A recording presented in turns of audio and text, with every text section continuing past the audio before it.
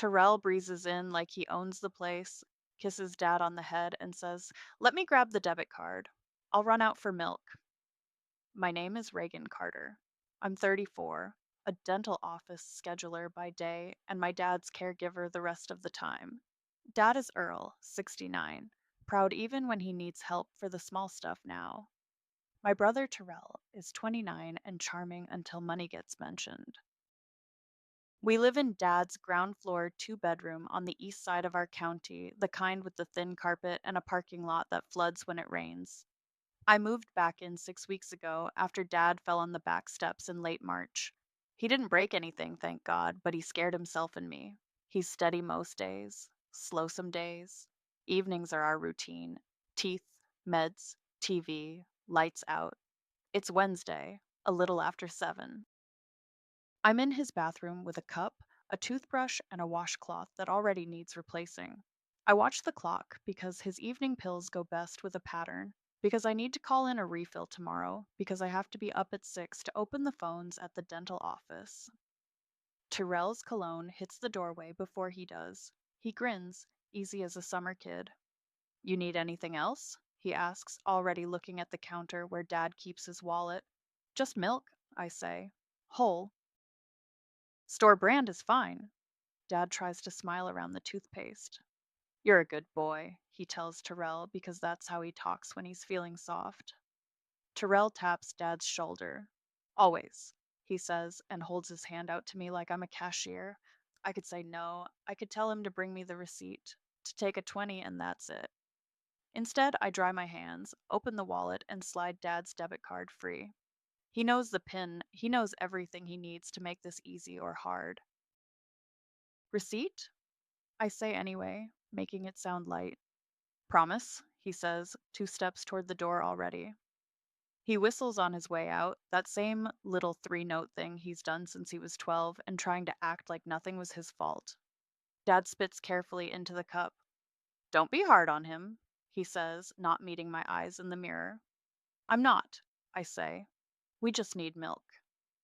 After Terrell leaves, I change Dad's brief, quick and practiced, roll up the trash bag, and tie it tight.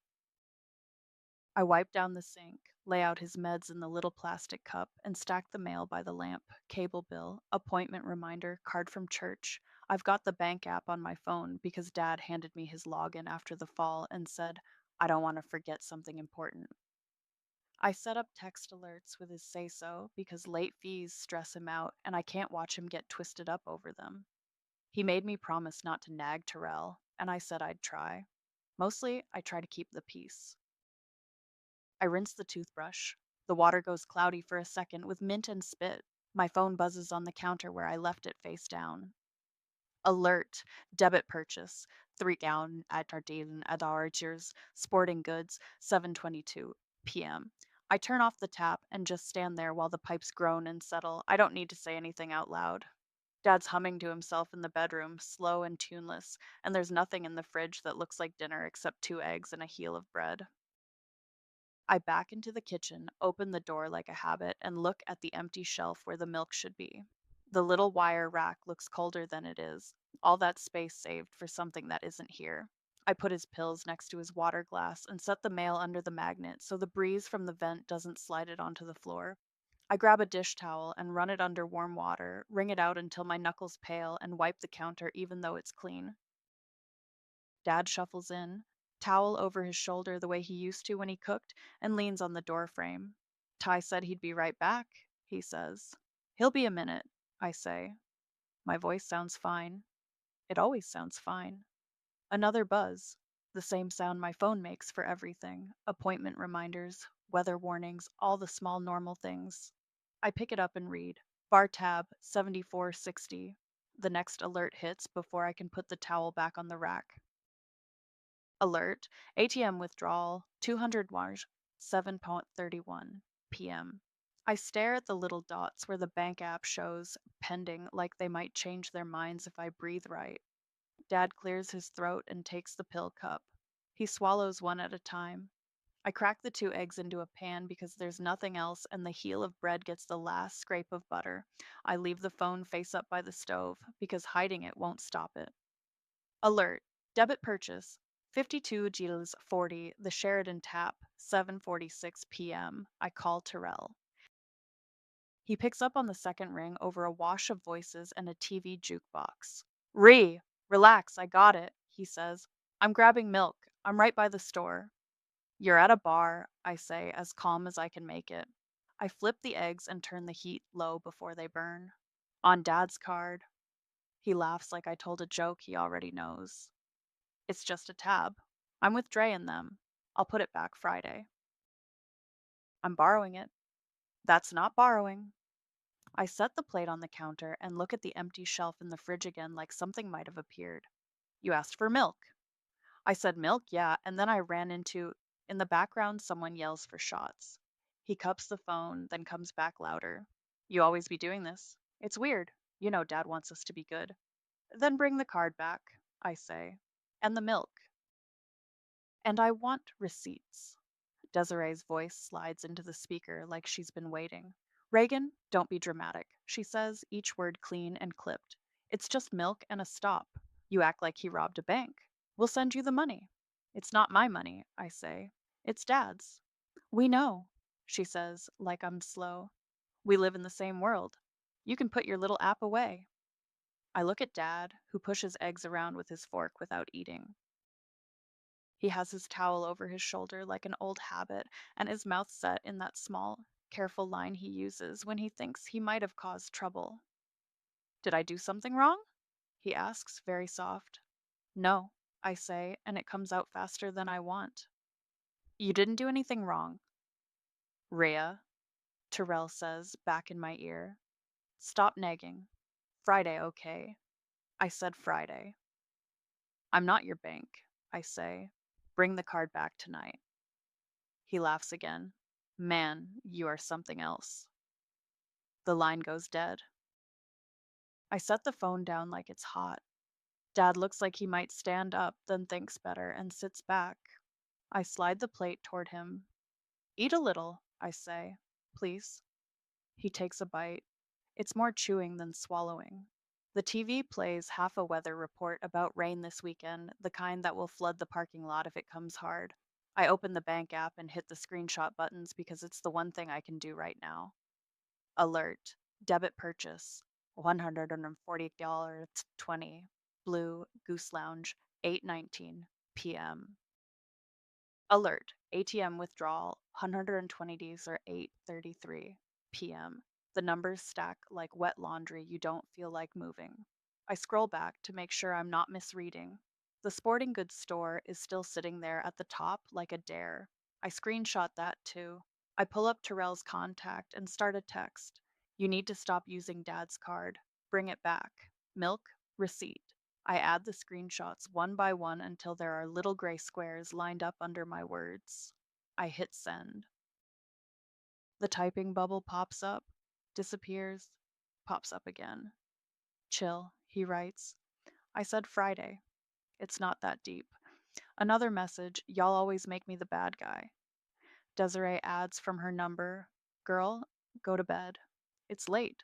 It's not even 9. I put the phone face down on the table because looking at it makes my molars ache. I get up and take Dad's empty plate, rinse it off, and set it in the dish rack to dry. The brief from earlier is tied off in the trash can with the knot I make when I don't want anything leaking. Do we need anything else? Dad asks, like a man in a store who doesn't want to go back for another aisle. Just milk, I say, because the words feel safer than anything else. I take his hand to help him to the couch. He squeezes once, a thank you without saying it. The TV mutters about baseball scores. I sign into the bank from my laptop because the big screen makes it real. I open a new email and send myself the screenshots with a subject line I'll know later. Tie 5 charges. I CC a blank account I made for this kind of backup because printers die at the worst times and phones get dropped in sinks. Alert. Debit purchase. 9788. Lux sneakers. 8:57 p.m. My stomach goes tight and mean. I've seen Terrell try to smooth things over with new shoes before. I close the laptop gently because slamming it won't change the math. My phone lights the room again. Desiree. We'll bring the milk when we're done. Stop making it a thing. I look at the door like it might open if I wish hard enough. It doesn't. I pick up the small plastic pill organizer and run my finger over the days. Thursday is still full. I set my alarm for 5:30 and type a note to myself. Call dental office in the morning. Ask Liza to cover first hour. Bank opens at 9.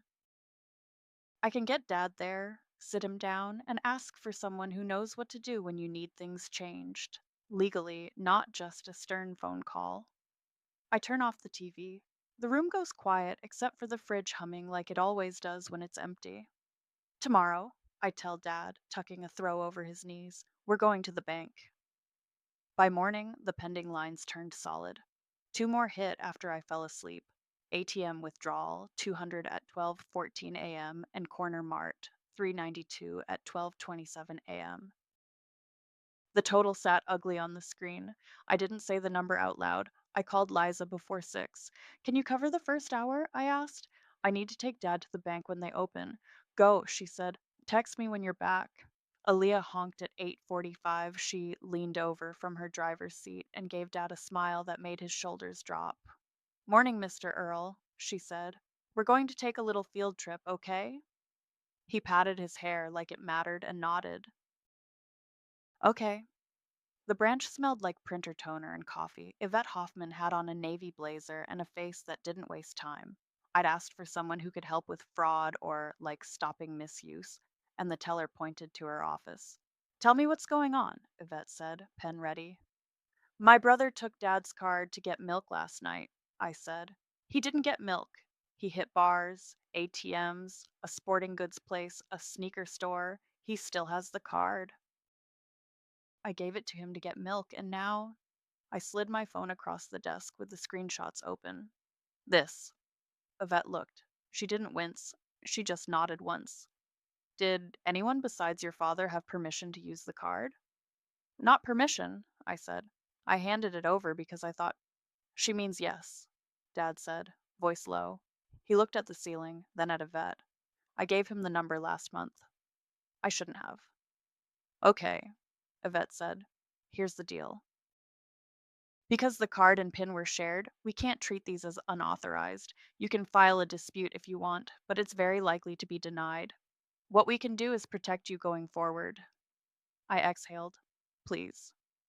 We can freeze and close this debit card right now. We can open a new account, issue a new card, and set strict daily limits on purchases and ATM withdrawals. We can add Reagan as an agent on the account so she can see alerts and manage payments. That's a limited power of attorney, just for this bank, so you're not giving her your whole life, she said to Dad. It'll let her make transactions and set controls here. Dad looked at me. You okay with that? He asked. Yes, I said. I'll keep the bills paid. You'll still see everything. Yvette pulled a thin sheaf from a drawer. This is our account power of attorney. It's not a general POA. It's only for your accounts here. I'm a notary, so we can do it in house. I need your ID. I'm going to ask you to tell me, in your own words, what this does, just to make sure we're square. Dad passed over his license with a hand that trembled a little. Yvette read each section out loud. This authorizes Reagan to deposit, withdraw, set alerts and limits, and convert recurring payments. It does not transfer ownership. You can revoke it any time by coming in or in writing. I understand, Dad said. She'll handle the bank. I can stop it if I don't like it. Yvette nodded, satisfied, and placed the form on a clipboard. Sign here and here. Date here. He signed slowly, each letter careful like it cost him. Yvette stamped and signed, neat as a ruler. We spent the next half hour closing the card, moving the balance to the new account, and choosing limits. Let's do $100 daily ATM and $200 point of sale, I said. Text alerts to my phone for anything over $50. Done. Yvette spun her monitor so I could enter my number. Cards will mail to your address in 5 to 7 business days. I can print a temporary for you, but I'd suggest keeping it locked down, especially if you have visitors. I pulled the cable bill and the gas bill from my bag. Can we set these to autopay? Absolutely. She keyed in the account numbers and set the dates. Electric? I'll bring that statement this afternoon, I said, making a note in my phone. Before we left, Yvette looked at Dad again. You did the right thing by coming in, she said. This keeps the bills paid and the arguments out of your wallet. Outside, the air felt like rain. Aaliyah leaned on the hood and offered Dad a granola bar. You're famous? She said. You signed autographs. He smiled a little. Paperwork, he said, like it was a joke that didn't need an ending. Back home, I texted Tyrell. New rule, no more card. We closed it. No cash. If you want to bring groceries, fine, but I need receipts. No exceptions. He replied before the typing bubble even got going. El Mao, you serious? You a whole cop now. I sent him a photo of the signed bank form with the account numbers covered. Also closed. Utilities on auto pay. We're done with this. He sent a picture of a crumpled wad of white paper, a shadow of his sneaker in the corner. Here's your receipts. I put my phone face down and poured Dad water. He was napping in his chair, the throw at his ankles. The apartment felt steady for the first time since last night. Around 9:30, the building's buzzer sounded long and mean, then the knock, knuckles fast and hard. "Open the door," Terrell said through it, the old charm stripped out. "We can talk like normal people." I slid the chain into place before I opened it 3 inches. "Not tonight," I said. "Dad's resting. You can't just take over," he said, eyes skimming past me like he could will the chain to break. "You always do this." Dad signed, I said. The bank closed the card. Bring milk and a receipt next time or don't come.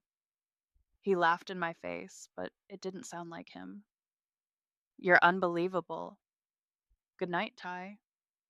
I closed the door. The chain clinked as it settled. He hit the wood once with the flat of his hand. Then his footsteps faded down the hall. I set the laptop on the table and laid out the printed bank statements and our text thread next to it. The cheap pen from the bank bled a little on my thumb when I uncapped it. In the search bar, I typed small claims court filing fee. The courthouse smells like floor cleaner and old paper. I put my keys and phone in a gray bin, walk through the metal detector, and ride the elevator to the second floor because the sign says civil for small claims. Aaliyah is with Dad at home, watching an old cooking show they both like. I texted her before I left. Back in an hour if the line isn't bad. The window at the end has a piece of paper taped to it. Forms here. I take a stack and sit at a plastic table with a pen that skips every third letter. Plaintiff. Reagan Carter for Earl Carter. Defendant. Tyrell Carter. Amount claimed 1,286 Auleg Deislers. Basis of claim, reimbursement for unauthorized use of debit card. See attached statements and texts. A clerk with a bob and a sweater the color of oatmeal calls. Next. I slide the forms under the glass. Do I have to write all the dates? I ask because the boxes look small and my list looks long. Just list the dates and amounts that make up your total, she says. Attach your evidence. We need his address for service. I write the charges in the box. Tiny for sporting goods, $389. For bar, $74, 160. For ATM, $200. For a tap, $52.40. For lounge, $148. Outstanding ATM, $120. For Lux sneakers, $97, 188. For ATM, $200. For Corner Mart, $3.92. I slide over Terrell's home address and his workplace address. He doesn't always answer the door, I say. He's there most weekdays until 5. She nods like she's heard that 1,000 times. We can try service by mail and by our process server. If he's easier to catch at work, we'll note that. She stamps the top page with a loud final sound. Filing fee is 62. I hand over my card. She runs it and staples the receipt to my copy. Here's your case number. You'll get a notice of hearing with the date in the next day or so. Keep your copies of everything. Bring 3 sets to court. One for you, one for the judge, one for the defendant. I nod. Do I need a lawyer? No, she says. This is small claims. You tell the judge what happened, show your documents, keep it simple, and stick to facts. I leave a set of copies for the court and slide the rest into a manila folder. In the hallway, I take pictures of every stamped page and email them to myself with the subject line small claims filed for carts. I add a second email to the backup account I keep for when my printer decides it's done with me. On the way out, I pass a man arguing into a phone about child support and a woman counting quarters for a parking machine. Nobody looks at anybody else. The sun outside is too bright for the building's lights. At home, Dad's got his feet up and a dish towel folded neat on his lap. How'd it go? He asks. Fine, I say. Paperwork. We'll get a hearing date soon. I kiss his temple and bring him water. Aaliyah gives me a look that says, You okay? I nod and she squeezes my arm. My phone buzzes on the table around 2. Unknown number. This is to inform you Tyrell Carter was served today at his place of employment at 1:37 p.m. Civil Division. I exhale without meaning to. Then the screen lights up like a pinball machine. Tyrell, you serious right now? Tyrell. Over some milk? Tyrell. Traitor. Desiree. Handle it in the family. This is foul. A cousin I haven't heard from in months. That's your brother. An aunt. Come by the house and talk to us. Don't bring Cord into it. I set the phone down and fold laundry with hands that want to shake. Dad watches me from the couch and pats the cushion, a little invitation. I sit. He says, You don't have to explain it to me. I know, I say. It's just, I stop. The feeling sits heavy and damp, and there's nothing smart to be said about it. The mail slot clacks. I get up and find an envelope with the county seal and our case number. Notice of hearing. 2 weeks from Monday, 1:30 p.m., courtroom 3B. I read it twice and put it on the fridge under the magnet, shaped like a peach. The magnet slides a little. I push it back up. I text Aaliyah a photo. She replies, I'll sit with your dad. You go. I spend the next hour switching the electric to auto pay like I promised Yvette. I call the dental office and ask Liza to put me on the afternoon schedule light that day if she can. She says she'll shift appointments. I print 2 more copies of the statements in our text thread because the clerk's voice is in my head. 3 sets. My phone keeps chattering from the family group.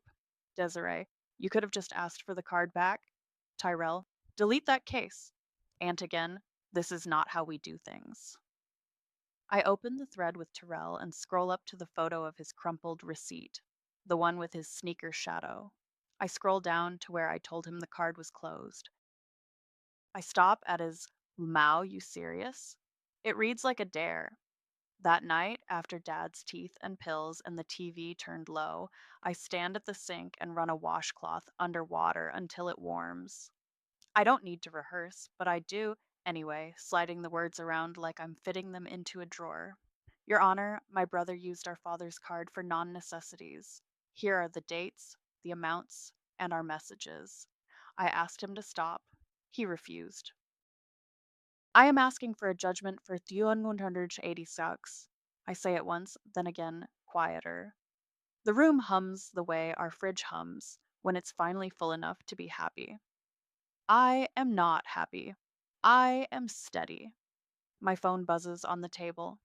Tyrell, you wouldn't dare show up. 2 Mondays later, the hearing date is circled on the wall calendar in red. I pack my folder like I'm going to a job interview. 3 sets of everything, a pen that actually writes, the notice of hearing tucked up front. Alia knocks right at noon with a bag of snacks and a smile. I got him, she says, nodding at Dad. We're watching that pancake show. I text Lisa that I'm clocking out at 12:30 and won't be back. She gives me a thumbs up emoji and we'll see you tomorrow. I leave Dad with an extra glass of water and the remote within reach. The courthouse waiting area looks the same as last time. Scuffed chairs, a bulletin board with flyers for mediation, a machine that eats quarters for parking. I sign in with my case number and sit with my folder on my lap. People keep their eyes on their knees. A bailiff reads names in a voice that makes everyone straighten up a little. Carter versus Carter, he calls. I stand. The judge is a woman with gray hair pulled back and readers perched on her nose. The clerk swears me in. My right hand feels too hot, then too cold. Plaintiff present, the clerk says. Defendant? Silence. The judge looks at the file. Service was completed at the defendant's place of employment, she says, flipping a page. No answer filed. Ms. Carter, tell me briefly what this is about. I keep it clean. My brother used our father's debit card for bars, ATMs, and shopping. He said he was going to get milk. Here are the dates, amounts, and our messages. My father didn't authorize those purchases. I pass up one set of statements and the text screenshots. My voice stays level. I breathe like I do when a patient is late, and I can't move the rest of the schedule by magic. The judge scans the pages. She doesn't look surprised. Total amount? $1,286, I say, plus the filing fee. She makes a note. Judgment for the plaintiff in the amount of $286 plus court costs, she says, like she's telling someone the temperature outside. A copy of the judgment will be mailed. You can pick up a certified copy at the clerk's office if you intend to execute. Thank you, I say, because that seems like what you're supposed to say. Back in the hall, the bailiff points me toward a window where the clerk stamps a thick paper with a seal that catches the light. If you're going to garnish wages, this packet explains it, she says, sliding a stapled set under the glass. There's a small fee. You'll need the employer information. I have it, I say. I tuck the packet into my folder with the careful neatness I use for medication lists. Outside, the air smells like rain again, but it holds off. I buy a half-gallon of whole milk from the bodega on the corner and a clamshell of strawberries that look better than they should for April. I put the milk in my tote like it's something fragile. At home, Aaliyah has Dad halfway through an episode where a guy flips pancakes with a cast iron skillet like it's a sport. How'd it go? She asks. Default judgment, I say. The words feel like a stapler click. Sharp, done, not dramatic. I'll text you later. She squeezes my shoulder, kisses the top of Dad's head, and heads out to her shift. I set the strawberries in the sink and rinse them until the water runs clear. The milk goes right onto the middle shelf, cold air pushing against my hand. Dad watches me slice the berries into a bowl. Sweet? He asks. Sweet enough, I say, handing him a spoon. He eats slow, a little smile tugging at the corner of his mouth. It's a small thing, but the room tilts toward, okay. I sit at the table and pull the garnishment packet from my folder. The top page has lines for employer name, address, amount of judgment, costs, interest. The instructions lay it out in plain steps. Request a writ, serve the employer, wait for a response, follow up if they don't answer. There's a schedule for what percentage can be taken. It's not dramatic. It's a recipe. I set my cheap calculator next to it and tap the numbers anyway, even though they add up the same every time. The group chat is quiet. No new lectures, no anti wisdom in all caps. The only alert on my phone is the electric bill auto pay confirmation that pings every Monday like a metronome now. I put the packet beside the berries and drink a glass of milk standing up at the counter. It's so cold it makes my teeth ache. I don't mind. My phone rings. Tyrell. I let it buzz twice, then pick up. You really did that? He says, no hello. His voice has that thin edge he gets when he's performing for somebody I can't see. I went to court, I say. You didn't. I was at work, he says, like that's brand new information. You could have waited. You could have called me. You were served, I say. You texted me I wouldn't dare show up. He makes a sound like a laugh with no humor in it. Look, let's work something out so you don't go messing with my job. No need to get HR involved. I'll pay you 50 a week, cash. We can be adults. I look at the packet, the clean boxes waiting for ink. Dad takes another spoonful of strawberries, watching cartoons. Like this is just another Monday, which it is. Okay, I say. On paper. Signed. Dated. Start this Friday. If you miss one, I file the garnishment. No more bars on Dad's account. No more everything on Dad's account. Groceries only if you bring a receipt. He exhales into the phone. You do the most? Write it down, I say. We'll both sign. Bring a pen. Tyrell came by Tuesday night with his hat pulled low and a Sharpie behind his ear like he was signing autographs. We stood in the lobby because I wouldn't buzz him up. I'd written out a simple one-page agreement on printer paper. I, Tyrell Carter, agree to pay $50 every Friday starting date toward judgment case number until $80 plus 60 Kutlers court cost is paid. If I miss a payment, Reagan may proceed with wage garnishment without further notice. We both signed below. He read it like it was a prank. You really love paperwork, he said. I love being done, I said. Sign, date, start this Friday. He scrawled his name, I scrawled mine, and I took a photo of it with my phone. He didn't bring milk. Friday came and went. No knock, no envelope under the door. His phone went straight to voicemail after 2 rings, which is how he hides when he doesn't want to say the thing he's doing. By Monday at lunch, I had the garnishment packet back out on my desk at the dental office, next to a tuna sandwich I forgot to eat. You okay? Liza asked, standing in the doorway with the day's cancellations in her hand. Just running an errand, I said. I'll be back in an hour. I walked to the courthouse because parking at noon is a myth. The same clerk stamped a writ of garnishment with the seal that looks fancier than it is. I filled in Terrell's employer, the address, the case number. There was a $25 fee to issue it. I slid my card through without comment.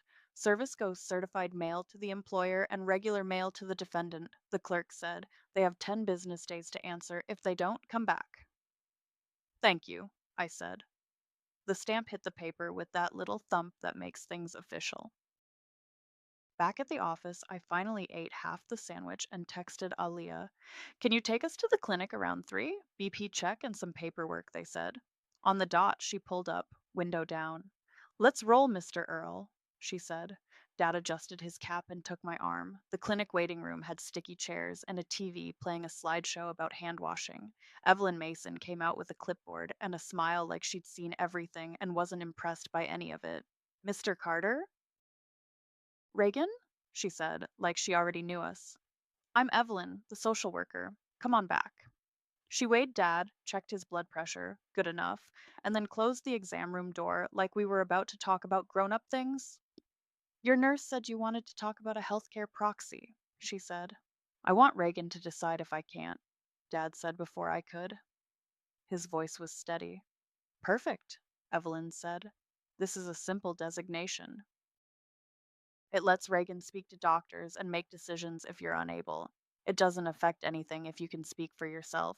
2 witnesses need to sign. Clinic staff can do that. No notary required in this state. We'll scan it into your chart so the hospital sees it if you ever need them. She read each line out loud, pointed where to sign. Dad signed, slow and careful. I put my name where it belonged and wrote my number in block letters so nobody would mistake a 6 for an 8. 2 nurses came in, witnessed, and scribbled their names like they did this twice a day every day. Evelyn tapped the paper flat. You'll get a copy. It's in the system now, she said, sliding it into a scanner tray. Anything else you need while you're here? Teach me how to breathe when I'm mad, I said, and she laughed without making it a big thing. Square your feet, in through your nose, out through your mouth, she said. And drink water. We went home with a printout and a little bag of sample lotion someone insisted we needed. I made dinner early, baked chicken, green beans from a can, instant mashed potatoes done with a little extra milk so they go down easy. Dad told me a story about how his own father burned rice every time he tried to make it. He laughed in the middle and put his hand on the table like he was pinning the moment down so it wouldn't blow away. Then his face went pale. He blinked slow like a man trying to wake up from the wrong nap, and he slumped in his chair. Dad? I was already around the table, my hand on his shoulder. He didn't answer. His breath was there, shallow. I put him on the floor the way the paramedic showed me once at a health fair, one arm under his shoulder, one knee down so I didn't drop him. I dialed 911 and said the address clean and loud. He's 69. He went pale and slumped. He's breathing. The operator kept me talking. I unlocked the door and slid the chain off. Aaliyah texted without me asking. Do you need me? I wrote back. Ambulance coming. County ER. Please bring my bag. The EMTs came in with boots that didn't squeak. Mr. Carter, one said, taking vitals like they were counting coins. His blood pressure was low. They loaded him gently, talked to him like he might answer, and rolled. I sent a quick message to the family thread, taking Dad to County ER. Will update when I can. I grabbed his ID, the healthcare proxy copy, and my phone charger. Aaliyah met me at the curb with my tote. Text me, she said, squeezing my shoulder. At the ambulance bay, my phone buzzed with a new message. Desiree, we're here. Don't pull your power plays. County ER is all light and beeping and shoes that squeak. They wheel Dad straight into a curtained bay. A nurse clips a pulse ox on his finger, sticks a blood pressure cuff on his arm, and starts an IV like she's threading a needle she's done 1,000 times. What happened? She asks without looking up. He went pale and slumped during dinner, I say. He's breathing. He came around on the way. I'm right here, Dad says, thin but there. Tyrell arrives like a storm with Desiree at his elbow. He leans over the bed and answers the next question she aims at me. He's fine. He just needs to eat, he says. He takes blood pressure pills. He don't need all this. The nurse glances at the monitor, then the chart on her tablet. Are you Reagan? She asks, looking at me. Yes. She nods. There's a healthcare proxy on file naming you as agent if Mr. Carter can't speak for himself. I'm going to keep you in the loop. Right now he's answering, so I'm going to ask him questions directly. Terrell reaches for the clipboard like it belongs to him. I'm his son, he says.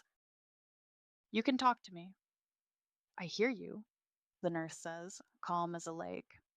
She moves the clipboard out of his reach without making it a thing. Mr. Carter, do you know where you are? Hospital? Dad says. He swallows and licks his lips.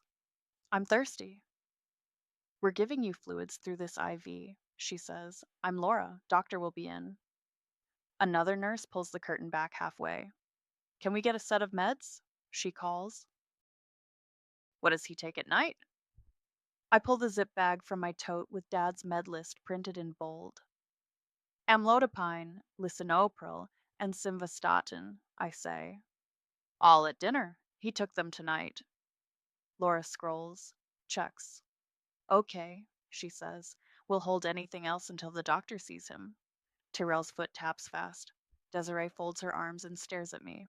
Nobody's trying to keep you out, I say, before she can say it. We're doing what he set up at the clinic this afternoon. Desiree's mouth tilts. Of course you did it today. The doctor comes in with a tired smile, introduces himself, listens to Dad's chest, presses on his ankles. EKG looks good, he says. Sugar normal. Blood pressure was low when EMS got there. Could be dehydration, could be a little drop from taking both blood pressure meds at once. We're going to give you another liter of fluids and recheck. If numbers look better and you feel steady, I'm comfortable sending you home tonight. Follow up with your clinic in a day or two? Sound good? Dad nods. The doctor looks at me. You're Reagan? Yes. We'll review discharge instructions with you both. If he feels lightheaded tonight, have him sit and put his head down. Don't stand up too fast. Terrell steps forward. So you're going to call me with updates? He asks. We're going to discuss with Mr. Carter and with his agent if needed, the doctor says, professional and firm. He doesn't raise his voice. He doesn't have to. Tyrell's voice climbs anyway. You just let her run everything? She's tearing this family up. Security hovers in the hall like ghosts in navy jackets.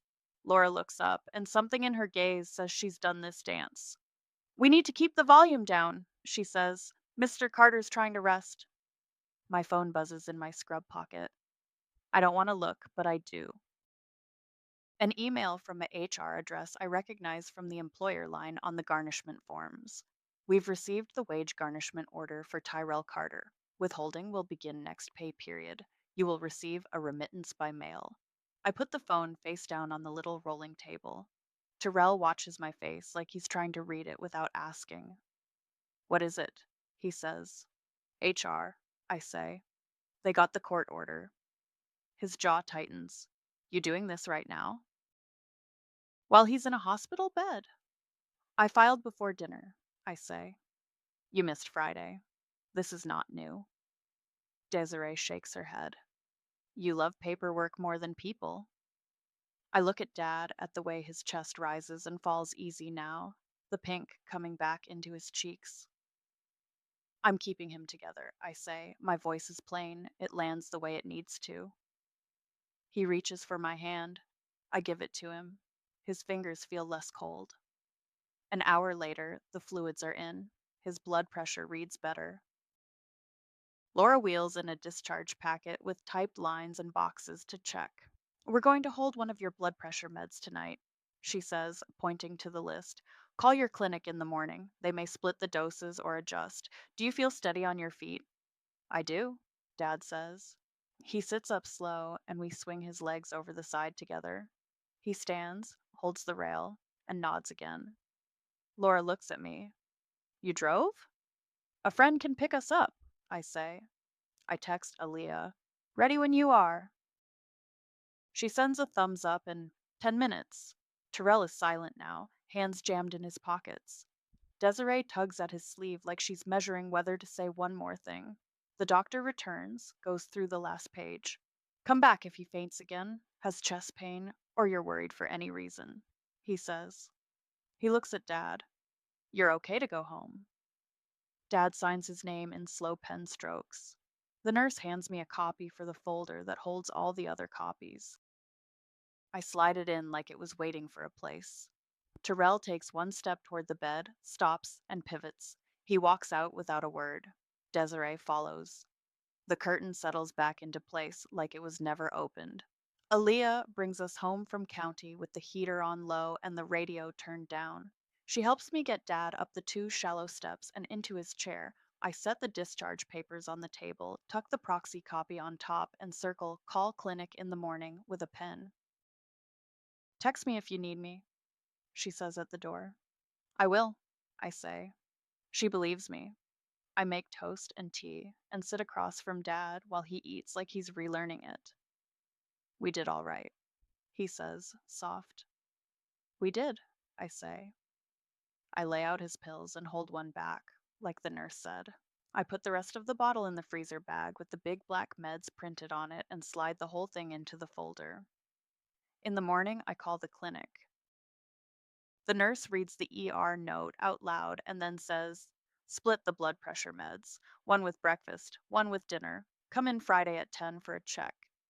I write it down on the calendar next to the court dates and delivery days like it's just another appointment, which it is. That week is small chores. I order a grab bar and toggle bolts from the hardware store app and pick them up on my lunch break. After work, Aaliyah holds the level while I mark studs and drill. We wipe the tile dust off the tub edge with a damp paper towel. Dad watches from the hall, approving hum in his throat. Looks good, he says. Solid. The first envelope from Terrell's job lands Friday with the rest of the mail. The company logo is in the corner. Inside, a check with a stub that says garnishment remittance and our case number in the memo line. I open a notebook to a fresh page and write the date and the amount. I don't text anybody about it. I fold the stub into the folder and put the check in my bag to deposit on my way to the grocery store. Saturday, there's an electric auto pay alert at 9:02 a.m. On Monday, the gas bill pings. They all read the same. Success. I let the messages stack in one thread with a star on it so I can find them if anyone asks later. Nobody does. Terrell doesn't call. Desiree posts a picture from brunch with a caption about blessings. The family group chat goes quiet except for an aunt sending a prayer hand emoji once. I mute it. The door stays locked. When the buzzer sounds for a delivery downstairs, I check the camera and only buzz up the people wearing neon polo shirts and carrying insulated bags. At the clinic, Dad's pressure looks better. Evelyn taps my arm in the hall like a coach sending a runner back in. Proxy's in the system, she says. You're all set. Thank you, I say. It's a sentence I've been saying a lot. On the third Friday, another envelope arrives. This one's a money order. Payroll must have changed how they cut the checks. I log it without comment. The notebook is satisfying in a way I don't say out loud. Line by line, the number gets smaller. When I take the deposit to the bank, Yvette waves from across the branch and points to her watch like, "See? You made it before noon." I smile back. Groceries are boring on purpose. Bananas, chicken thighs, store brand cereal, a gallon of whole milk in a red cap jug. I keep the receipts clipped on a magnet next to the appointment cards.